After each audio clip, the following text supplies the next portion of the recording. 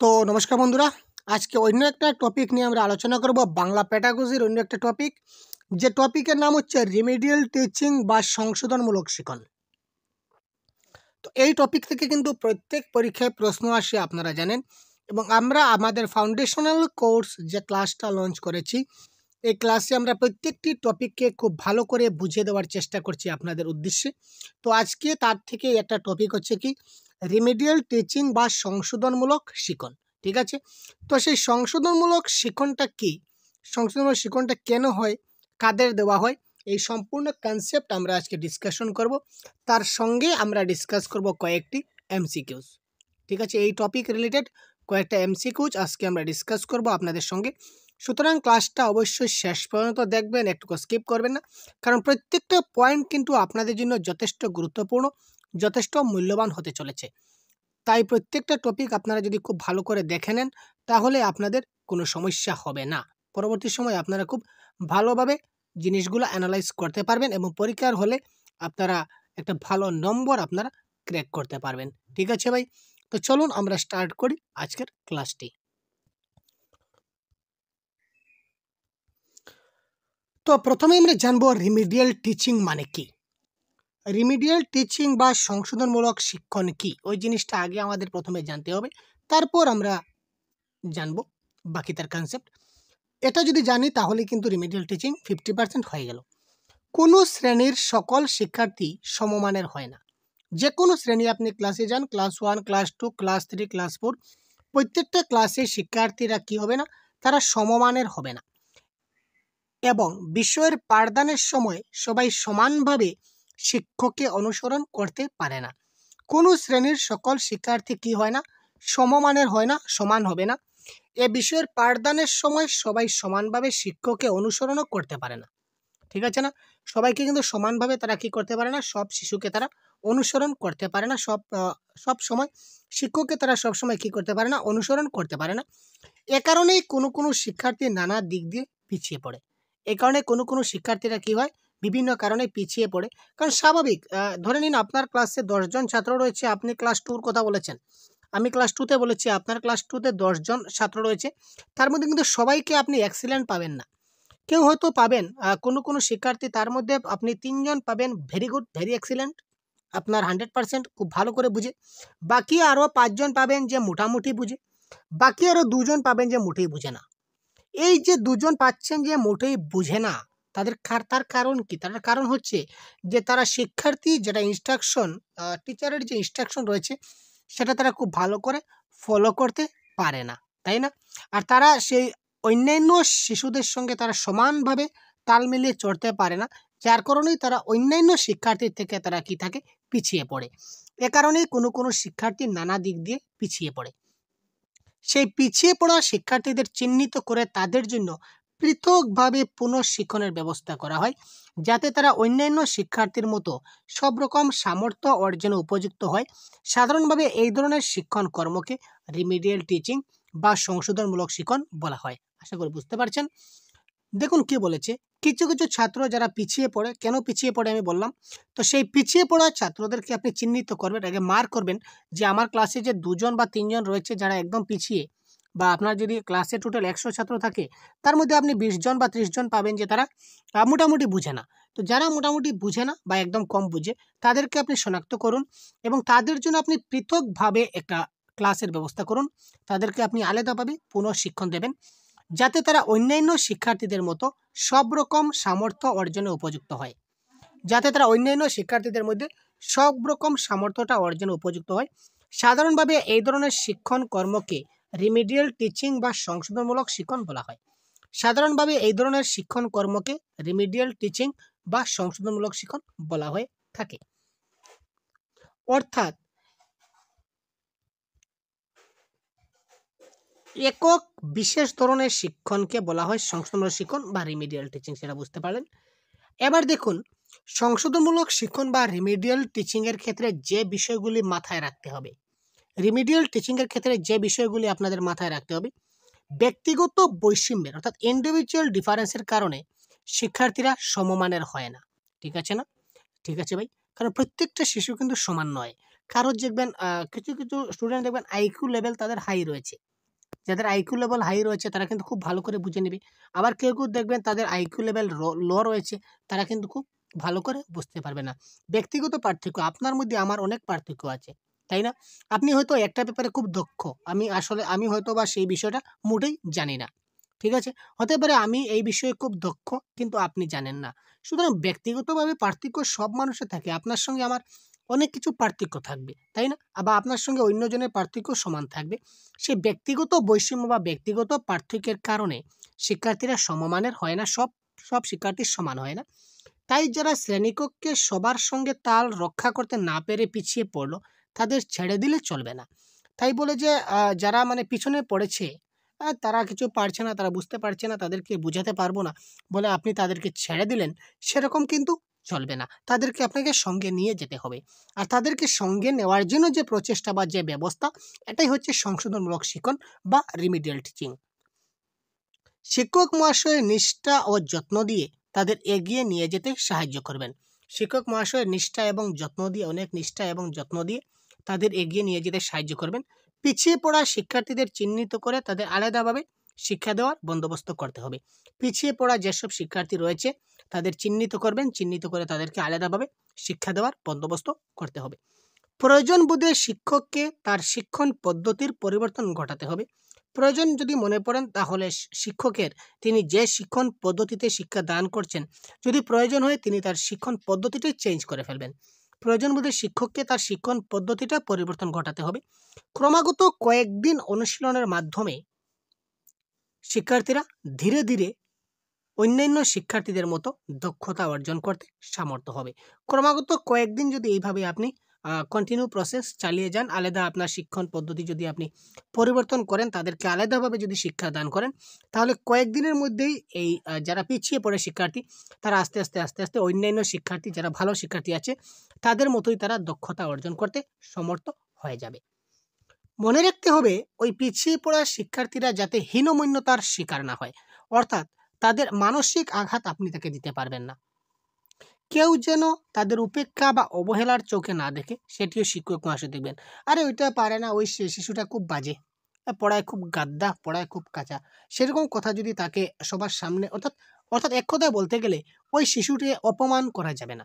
যদি ওই শিশুকে যদি আমরা অপমান করি, তাহলে তার খুব মনে বেজে যাবে, তার খুব দুঃখ লেগে যাবে, তার খুব হৃদয়ে লেগে যাবে। আর যদি তার হৃদয়ে লেগে যায়, দুঃখে লেগে যায়, তখন সে লজ্জা পেয়ে, ঘৃণা লজ্জা বয়ে তিন থাকতে নয় আমরা বলি, কিন্তু ছোটরা তো সেটা বুঝবে না। তারা সেই লজ্জার কারণে, অপমানের কারণে তারা স্কুল ত্যাগ করে দেবে। তার ফলে আপনার তাকে আর শেখানো সম্ভব হবে না। সুতরাং তাদের যেন কেউ উপেক্ষা বা অবহেলার চোখে না দেখে, সেটিও শিক্ষক মহাশয় সেটা দেখবেন। যে বিষয়ে শিক্ষার্থী পিছিয়ে থাকবে, সংশ্লিষ্ট শিক্ষক সেই বিষয়ে খাতে তার উন্নতি হয় তা দেখবেন। যে বিষয়ে শিক্ষার্থী পিছিয়ে থাকবে, সব বিষয়ে তো শিক্ষার্থীটা পিছিয়ে থাকবে না। হয়তো কোনো একটি বা দুটি বিষয়ে শিক্ষার্থীটা পিছিয়ে রয়েছে, তো কোন বিষয়ে পিছিয়ে রয়েছে ওই সংশ্লিষ্ট বিষয়টাকে টার্গেট করবেন এবং ওই বিষয়ের উপর আপনি তাকে রিমিডিয়াল টিচিংয়ে বেশি জোর দেবেন। শিক্ষক তার পেশাগত দায়বদ্ধতা বা অঙ্গীকার অস্বীকার করতে পারেন না। শিক্ষার্থীর উৎকর্ষ ঘটাতে গেলে কোনো রকম হাল ছেড়ে দিলেও চলবে না, ঠিক আছে? শিক্ষার্থীর উৎকর্ষ ঘটানো এটা শিক্ষকের প্রধান দায়িত্ব। যেসব শিক্ষার্থীদের আমরা শিক্ষক কাদের জন্য? ছাত্রদের জন্য। ছাত্রদেরকে গঠন করার জন্য, মানুষ করার জন্য তো শিক্ষার্থী শিক্ষক, তাই না? তো সুতরাং একজন শিক্ষক যে শিক্ষার্থীর উৎকর্ষ ঘটাতে গেলে উৎকর্ষ বিধানে কোনো রকমের হাল ছাড়বেন না। যত ধরনের পদ্ধতি আছে সবগুলো আপনি অবলম্বন করুন। সমাজে একজন দায়িত্ববান সচেতন নাগরিক হিসাবে গড়ে ওঠা তার করণীয়। একজন শিক্ষকের সেটা করণীয় যে সমাজে ওই ছাত্রটা যেন দায়িত্ববান এবং একটা সচেতন নাগরিক হয়ে ওঠে। এতটুকু পর্যন্ত আপনি যাতে তাকে গড়ে দিতে পারেন। শিক্ষার্থীদের পিছিয়ে পড়ার কারণগুলি। এবার কথা হচ্ছে মোস্ট ইম্পর্টেন্ট পয়েন্ট, যেখান থেকে প্রশ্ন আসে বা যেটা জানা দরকার, সেটা হচ্ছে শিক্ষার্থীরা যে পিছিয়ে পড়ে, পিছনে পড়ার পিছনে কারণ কি? একটা কারণ আমরা দেখলাম যে ইন্ডিভিজুয়াল ডিফারেন্স। কি বলা হচ্ছে? শিক্ষার্থীর স্মৃতিশক্তি। সব শিক্ষার্থী কিন্তু স্মৃতিশক্তি সমান থাকে না। স্মৃতিশক্তি মানে বুঝতে পারছেন তো? মেমোরি পাওয়ার, ঠিক আছে? অনেকে অনেক সময় আজকে শিখবে, অনেক শিক্ষার্থী আছে যারা আজকে আপনি তাকে বুঝিয়ে দিলেন, শিখিয়ে দিলেন, সে হয়তো কালকে বা পরশুদিন সেই জিনিসটা সে ভুলে গেল। এটা আসলে তার দোষ নয়, এটা তার স্মৃতিশক্তি তার দুর্বল রয়েছে। কম শিক্ষার্থীর অমনোযোগিতা। কিছু শিক্ষার্থী ক্লাসরুমে মনোযোগ সহকারে পড়াশোনা করে না। আপনি তাকে পড়াচ্ছেন, সে পড়াটা শুনছে, এতটুকুই সাফিসিয়েন্ট। সে আপনার কথা থেকে কোনো রকমের সে দায়বদ্ধতা লাভ করে না। সে মনোযোগ সহকারে যদি ক্লাসটা শুনতো বা জিনিসটা বুঝতো, বা যে কোনো জিনিস আপনিই মনে করুন না, আপনি আজকে আমার যে ক্লাস দেখছেন, যদি আপনি অমনোযোগী হয়ে ক্লাসটা দেখেন, তাহলে ১ দিন বা ২ দিন বা ৩ দিন পর আপনি জিনিসটা ভুলে যাবেন। আর যদি মনোযোগ সহকারে ক্লাসটা দেখেন, প্রত্যেকটা পয়েন্ট যদি আপনার মাথায় থাকে, তাহলে এই রিমিডিয়াল টিচিং থেকে পরীক্ষার হলে ১ মার্ক বা ২ মার্ক বা ৩ মার্ক যাই আসুক না কেন, আপনাকে 100% কারেক্ট আনসার করতে হবে। That is my challenge. আমি আপনাদের চ্যালেঞ্জ দিচ্ছি, যদি আপনি মনোযোগ সহকারে ক্লাসটা দেখেন, মনোযোগ এমন একটা জিনিস, যদি মনোযোগ সহকারে প্রত্যেকটা পয়েন্ট যদি ভালো করে বুঝে নেন, তাহলে 100%। কিন্তু তার এই ক্লাসের পরে আমরা এমসিকিউ সলভ করবো আপনাদের জন্য। সো সেই আপনি যদি ক্লাসটা যদি মনোযোগ সহকারে দেখতে পারেন, যদি দেখে নেন, খুব ভালো করে বুঝে নেন, তাহলে এমসিকিউর আনসারগুলো আপনি 100% সবার প্রথমে কমেন্ট করতে বাধ্য হবেন। কারণ আপনি প্রশ্ন দেখা মাত্র বলতে পারবেন এটা কারেক্ট আনসার। আর আপনি যদি অমনোযোগী হয়ে যদি ক্লাসটা দেখছেন এবার আমার, আরে স্যার করাচ্ছেন, আমিও মোবাইলটা সামনে চালিয়ে রেখে দিয়েছি। স্যার যা বলছেন শুনছি কিছু, ওইদিকে বেরিয়ে যাচ্ছে। এই ধরনের যদি হয়, তাহলে এমসিকিউ যখন আপনি করবেন, আপনি তো চিন্তায় পড়ে যাবেন যে কারেক্ট আনসার কোনটা হবে। ১ হবে না, ২ হবে না, ৩ হবে না, ৪ হবে। কোনো সময় লাগবে যে আপনার ৪টা আনসারে কারেক্ট হবে। কোনো সময় লাগবে যে না, আমার তো ৪টা আনসারে ভুল। কারণ কি? কারণ আপনার কনসেপ্টটা ক্লিয়ার নয়। সুতরাং কনসেপ্টের ক্লাসে কোনো ধরনের অবহেলা করা যাবে না। কনসেপ্টের ক্লাসটা খুব ভালো করে মনোযোগ সহকারে শুনতে হবে। সুতরাং মেইন টার্গেট হচ্ছে কি? মনোযোগ। কম বোধশক্তি, তাদের বোধশক্তিটা কম থাকে। আত্মবিশ্বাসের অভাব। তারা যেমন আপনারাই অনেক আছেন না? আমি যে বলি আপনাদের ৩০ এ ৩০ পাবেন। আপনারা বলেন, "আরে ভাই, কতবার পরীক্ষা দিলাম, ৩০ এর মধ্যে ১২ এবং ১৩ র বেশি তো উঠেই না। এবারও সেম টু সেম ১২ আর ১৩ পাবো। কি করব পড়াশোনা করে? আরে কোনো মতে ১২ বা ১৩ পেলেই হয়ে গেল। বা ১৫ র উপরে তো আর পাওয়ার কোনো চান্সই নেই। যে কঠিন সাবজেক্ট, যে প্রশ্নগুলো আসে, কি করব?" তার মানে কি? আপনার সেলফ কনফিডেন্স নাই। Lack of self confidence. আপনার সেলফ কনফিডেন্সের অভাব রয়েছে। আত্মবিশ্বাসের অভাব রয়েছে। আর আত্মবিশ্বাসের যখন অভাব থাকবে, তখনই আপনি পিছিয়ে পড়বেন। আপনাকেই রিমিডিয়াল টিচিং দিতে হবে, তাই না? শিক্ষার্থীর ক্ষেত্রেও সেম, আত্মবিশ্বাসের অভাব। তাদের ক্ষেত্রে এই ব্যাপারে শিক্ষকের করণীয় কি?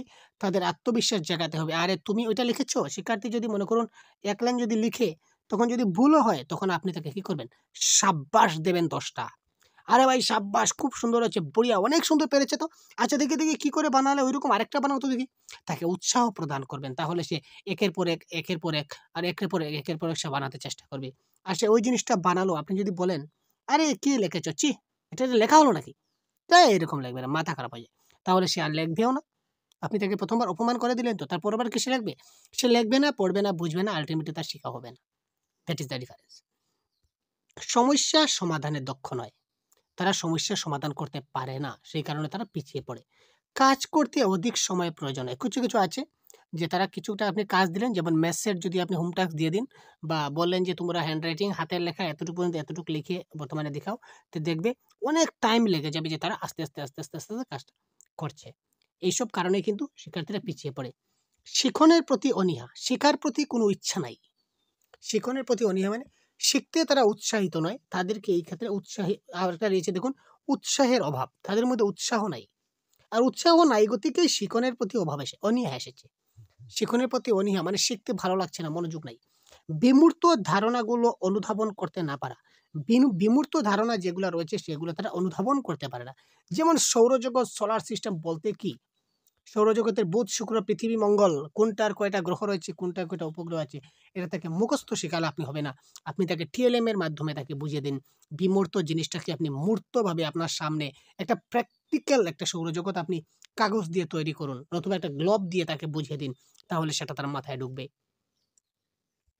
ভারতের পূর্বে কি রয়েছে, পশ্চিমে কি রয়েছে, উত্তরে কি রয়েছে, দক্ষিণে কি রয়েছে, ভূমধ্য সাগর কোথায় রয়েছে, শ্রীলঙ্কা কোথায় রয়েছে, আরব সাগর কোথায় রয়েছে, ভূমধ্য সাগর কোথায় রয়েছে, লোহিত সাগর কোথায় রয়েছে।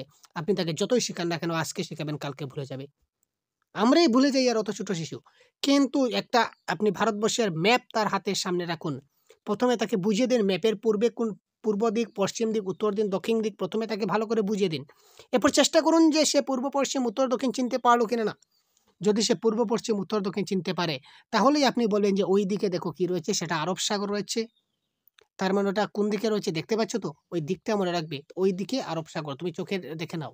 তখন তার চোখের মধ্যে ফোকাস হয়ে যাবে। তখন সে ম্যাপের উপরে দেখবে হিমালয় পর্বত। তো উপরের দিকে কি রয়েছে? উত্তর। তো উত্তরে কি রয়েছে? এখানে কি দেখতে পাচ্ছ বাবা? এখানে হিমালয় পর্বত। তারপর সে দেখা মাত্রই বলবে, আচ্ছা বলো তো হিমালয় পর্বত ভারতবর্ষে কোন দিকে অবস্থিত?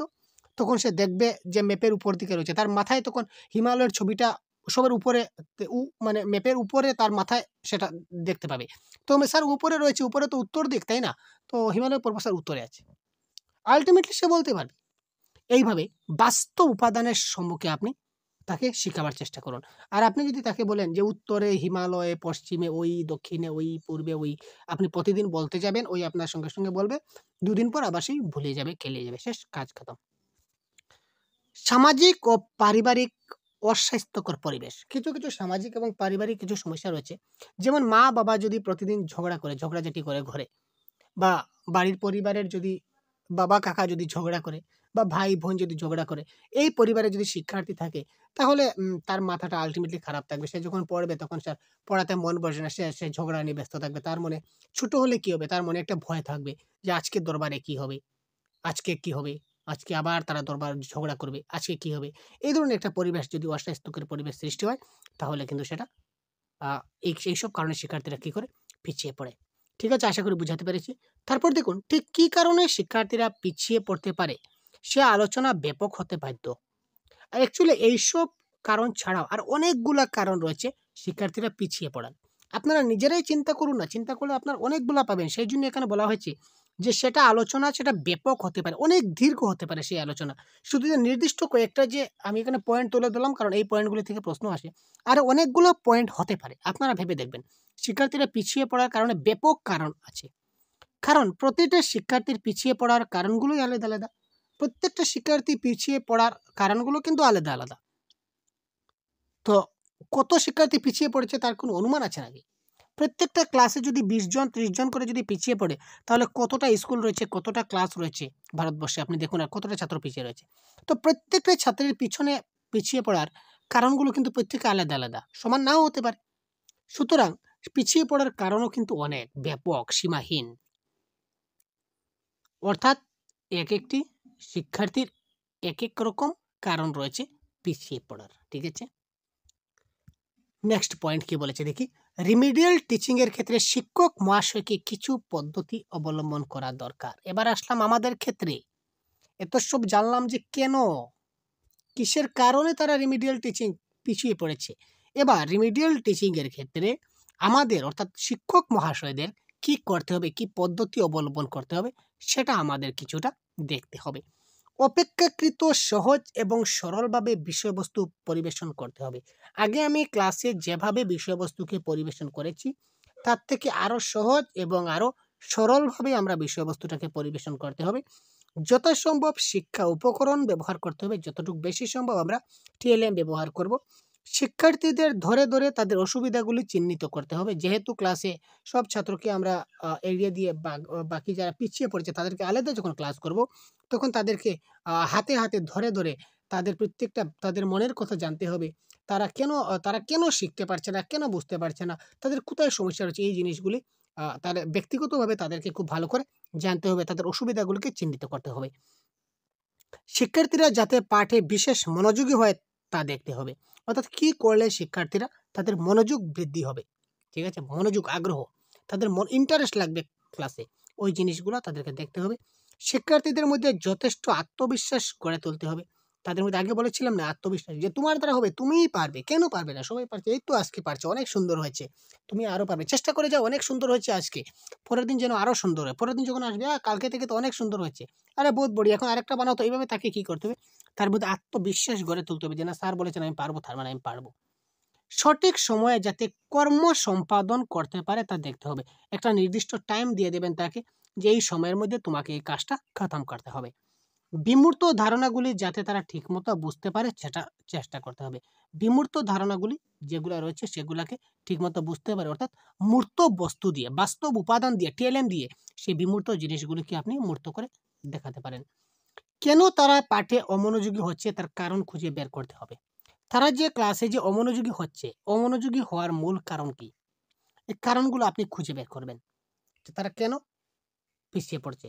বা তারা ক্লাসে যে অমনোযোগী হচ্ছে, তারা যে মনোযোগ দিচ্ছে না সেটার কারণ কি?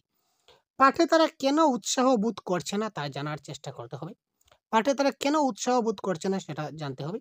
দৃষ্টান্ত দিয়ে তাদের মনে মনোবল সঞ্চয় করাতে হবে, একটা উদাহরণ দিয়ে তাদের মনোবলটা সঞ্চয় করতে হবে। অন্যান্য শ্রেণীর অন্যান্য শিক্ষার্থীদের সাথে তাদের যেন সুসম্পর্ক বজায় থাকে তা দেখতে হবে। যারা অনেক ভালো স্টুডেন্ট তারা দেখবে যারা খারাপ, যারা কিছুটা একটু মানে পিছিয়ে পড়েছে তাদের সঙ্গে কিন্তু মেলামেশা করে না, তাদের থেকে দূরে থাকার চেষ্টা করে। এই ব্যাপারে আপনি একটু দেখবেন সবার সঙ্গে যেন সুসম্পর্ক বজায় থাকে। আমরা বলি না সৎসঙ্গে স্বর্গবাস, অসৎসঙ্গে সর্বনাশ। খারাপ একটা ছাত্র যদি ভালো ছাত্রের সঙ্গে সবসময় মিশে তাহলে ছাত্রটা আলটিমেটলি ভালো ছাত্র গড়ে উঠবে। ত্রুটিগুলি শুধরে দিয়ে যাতে তাদের আবার স্বাভাবিক শ্রেণী শিক্ষণে ফিরিয়ে আনা যায় তার চেষ্টা করতে হবে। রিমিডিয়াল টিচিং এর পরে, রিমিডিয়াল টিচিংটা শেষ করার পর তাকে আবার স্বাভাবিক শ্রেণী শিক্ষণে সবার সঙ্গে যাতে ফিরিয়ে আনা যায় সেই চেষ্টা করতে হবে। তারপর দেখুন, চলুন আমরা এবার কয়েকটি এমসিকিউ সলভ করব। তো এমসিকিউ গুলো আমি নয়, আপনারা সলভ করবেন। মাত্র কয়েকটি এমসিকিউ, হাতে গোনা কয়েকটি এমসিকিউ রয়েছে, যে এমসিকিউ গুলো আপনারা দেখি তো কারেক্ট আনসার আপনাদের কি হয়। কারেক্ট আনসার আপনারা দিন তো। পিছিয়ে পড়া ছাত্রদের এগিয়ে নিয়ে যাওয়ার জন্য কাদের দায়িত্ব বেশি? পিছিয়ে পড়া যারা ছাত্র রয়েছে তাদেরকে এগিয়ে নিয়ে যাওয়ার জন্য কার দায়িত্ব বেশি? পিতামাতা, অভিভাবক, শিক্ষক না বন্ধু বান্ধব? বলুন কারেক্ট আনসার কি হবে। এতক্ষণ আমি বললাম ভাই, এবার আপনারা বলুন কারেক্ট আনসার কি হবে। অপেক্ষায় রয়েছে আপনাদের, কমেন্ট করুন। তারপর নেক্সট কোয়েশ্চনে যাব। ইন্টারেস্টিং ক্লাস হতে চলেছে। তো পিছিয়ে পড়া ছাত্রদের জন্য আমাদের কি করতে হবে? পিছিয়ে পড়া ছাত্রদের জন্য কি করতে হবে? রিমিডিয়াল টিচিং করতে হবে। আর এই রিমিডিয়াল টিচিংটা কে করবে? শিক্ষকে করবে। সুতরাং শিক্ষকের দায়িত্ব সবচেয়ে বেশি। নেক্সট, পিছিয়ে পড়া ছাত্রদের কি করা যাবে না? পিছিয়ে পড়া ছাত্রদের কি করা যাবে না? তাদের একেবারে ছেড়ে দেওয়া যাবে না, উপেক্ষা বা অবহেলা করা যাবে না, তাদের প্রতি কোনো দায়িত্ববোধ থাকবে না, তাদের উপেক্ষা না করে তাদের প্রতি মনোযোগ দিতে হবে। কারেক্ট আনসার কি হবে?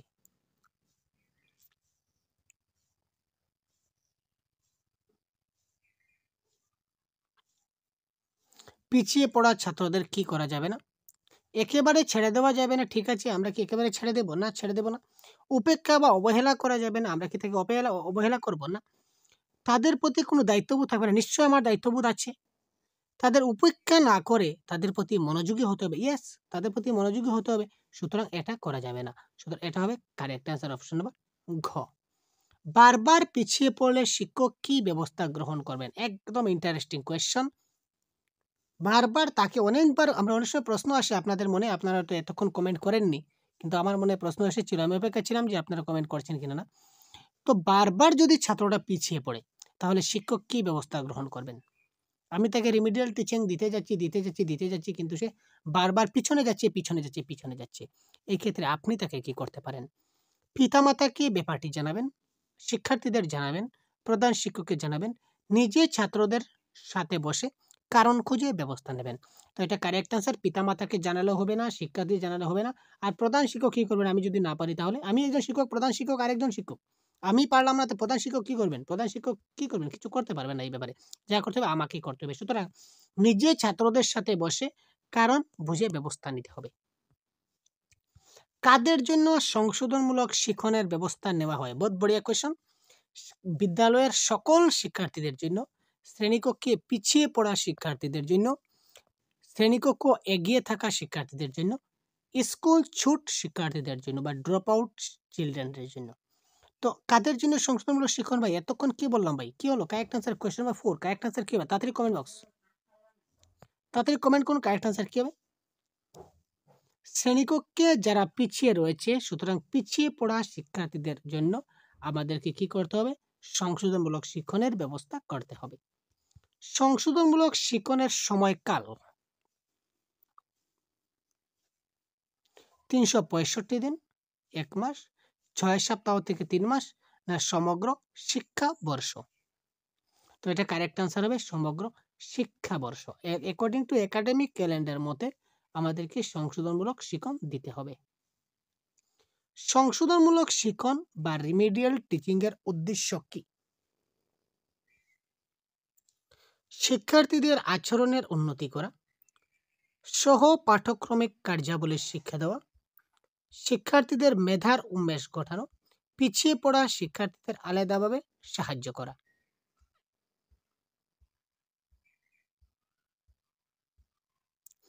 এই ক্ষেত্রে দেখুন, এখানে যদি বলতে যাই তাহলে এখানে কিন্তু চারোটাও কিন্তু কারেক্ট আনসার লাগছে, তাই না? তো তার মধ্যে বেস্ট আনসার হবে তার মেধার উন্মেষ ঘটানো। ঠিক আছে, next question number 7, correct answer কি হবে? পিছিয়ে পড়া শিক্ষার্থী চিহ্নিত হয় পরীক্ষায় প্রাপ্ত নম্বরের উপর ভিত্তি করে, পরীক্ষার্থীর ব্যবহারের উপর ভিত্তি করে, শিক্ষার্থীর বাড়ির দূরত্বের উপর ভিত্তি করে, না কোনোটি নয়। পিছিয়ে পড়া শিক্ষার্থী চিহ্নিত হয় পরীক্ষায় প্রাপ্ত নম্বরের উপর ভিত্তি করে। পিছিয়ে পড়া ছাত্রদের এগিয়ে নিয়ে যাওয়ার জন্য ছাত্ররা কি করবেন? পিছিয়ে পড়া ছাত্রদের যদি আমার এগিয়ে নিয়ে যেতে হবে তাহলে ছাত্ররা কি করবে? বিষয়বস্তু দায় সারাভাবে বুঝিয়ে দেবেন, আবার পড়তে বলবেন, সহপাঠীদের কাছে বুঝে নিতে বলবেন, ধীরে ধীরে বিষয়বস্তু অনুশীলন করিয়ে এগিয়ে নিয়ে যাবেন।